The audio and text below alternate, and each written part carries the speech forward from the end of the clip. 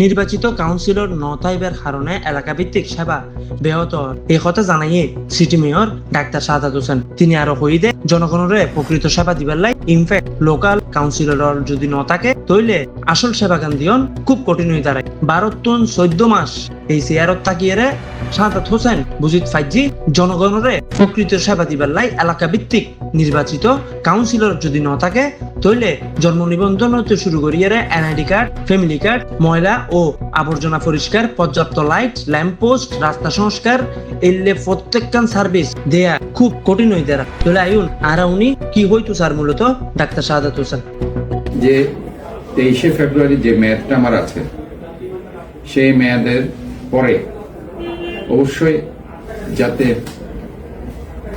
চট্টগ্রাম নয় শুধু সারা বাংলাদেশে যেহেতু প্রশাসক আছে প্রতিটা সিটিতে প্রতিটি শহরে নির্বাচনটা হওয়া উচিত বলে আমি মনে করি। এটার উপর নির্ভর করছে জনগণ সেবা কতটুকু পাচ্ছে, কারণ ঢাকা একটা মেজর সিটি, সেখানেও কিন্তু প্রশাসক দিয়ে কাজ করছে।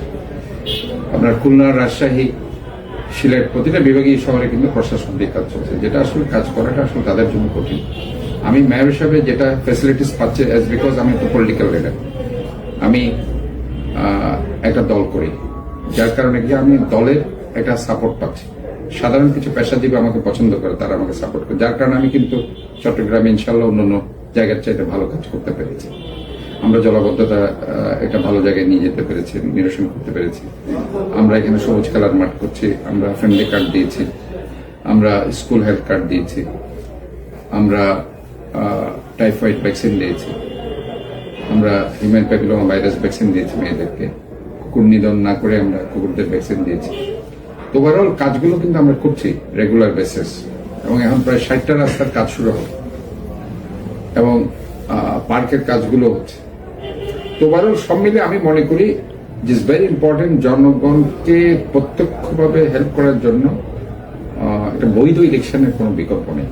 বৈধ ইলেকশনের মাধ্যমে কাউন্সিলররা তারা তাদের কাজগুলো করতে পারবে।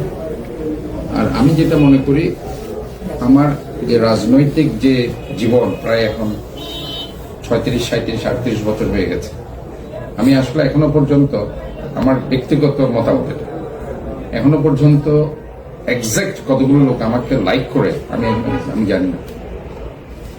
কারণ আমি 21 সালে যে নির্বাচনটা করেছি, হাত পা ব্যথা আমাকে নির্বাচন করতে হয়েছে। মহান রব্বুল আলামিনের রহমত আমি মেয়র হয়েছি, যেহেতু আমি একটা মামলা করেছি, যেহেতু আপনারা দেখেছেন ইভিএম এর যেটা রেজাল্ট দেওয়ার কথা ছিল সেটা না দিয়ে তারা হাতে লিখে দিয়েছে ম্যানুয়ালি, এবং সেই গ্রাউন্ডে কিন্তু আমি এই মামলাতে জয় করেছি। আমাকে যে ভোটটা তারা দিয়েছে এটা কিন্তু আমার আসল ভোট না, তারা মাত্র আমাকে 55,000 ভোট দিয়েছে 20 লক্ষ ভোটারের মধ্যে। কাজে আমি মনে করি যে এখন প্রায় 22 লক্ষ ভোটার আছে। সম্প্রতি একটা জাতীয় সংসদ নির্বাচন হয়েছে এবং নির্বাচনটি ফেয়ার, ফ্রি, ক্রেডিবল হয়েছে।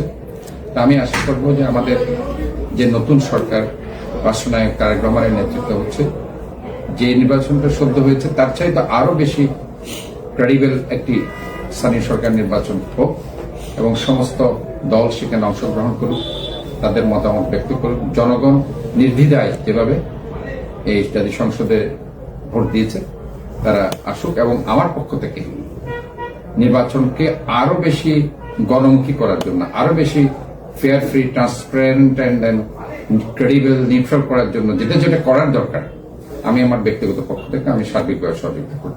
কারণ আমি চাই যে জনগণ আসুক, জনগণ আমাকে কতটুকু পছন্দ করুক সেটা আমি দেখতে চাচ্ছি। কারণ আমি এখনো জানি না যে জনগণ আমাকে কতটুকু পছন্দ করবে। আমাকে যখন জনগণ ভোট দিবে, সেটা 1 লাখ হোক, 1.5 লাখ হোক, 50,000 হোক, 2 লাখ হোক, 3 লাখ, তখন আমি মনে করবো হ্যাঁ 3 লাখ লোক আমাকে পছন্দ করছে, 4 লাখ লোক আমার অথবা আমাকে 50,000 লোক পছন্দ করছে। তখন আমি নিজের উপর আমার হয়তো কনফিডেন্স লেভেলটা আমার হয়তো একটু বাড়বে যে আমাকে 4 লাখ লোক আমাকে ভোট দিয়েছে, তারা পছন্দ করছে, তারা ফেয়ার, ফ্রি, ক্রেডিবল একটা ইলেকশনের মাধ্যমে আমাকে ভোট দিয়েছে। তো this is very important for any politician. আপনি যদি বলেন যে একটা রাজনীতিবিদের স্বার্থ কোথায়, একজন রাজনীতিবিদের কেন রাজনীতি করে, দিন শেষে ওই রাজনীতিবিদের কতটুকু জনসমর্থন আছে ওটার জন্য কিন্তু একজন রাজনীতিবিদ দিন শেষে রাজনীতি।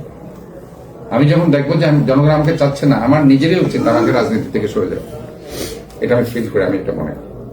উৎসবমুখর পরিবেশ আমার ভোট আমি দিব, যাকে খুশি তাকে দিব। যে নির্বাচনটি আমি দেখেছি আফটার লং টাইম, লাস্ট 12 ফেব্রুয়ারি, যে নির্বাচনের মধ্যে দিয়ে ইনশাল্লাহ বিএনপি ক্ষমতা এসেছে। বিএনপি কখনো পিছনের দরজা দিয়ে ক্ষমতা আসেনি, সবসময় জনগণের ম্যান্ডেট নিয়ে ক্ষমতা এসেছে। আমি মনে করি বিএনপির একজন প্রাক্তন সভাপতি হিসাবে এই দলের যিনি প্রতিষ্ঠাতা শহীদ জিয়াউর রহমান এবং দেশনেত্রী বেগম খালেদা জিয়া, বর্তমান দেশনেত্রী তারেক রহমান, ওনারাও কিন্তু চাই যে যেকোনো নির্বাচন সুন্দর হোক, গ্রহণযোগ্য হোক, সুষ্ঠু হোক, জনমুখী হোক, ক্রেডিবল হোক, ফেয়ার, ফ্রি অ্যান্ড ট্রান্সপারেন্ট। এবং এই ধরনের নির্বাচনের মধ্যে দিয়ে ইনশাল্লাহ আমি চাই যে আগামীতে মেয়র নির্বাচনে আমি জনগণের ম্যান্ডেট নিয়ে যাতে মেয়র হিসাবে জনগণের সেবা করতে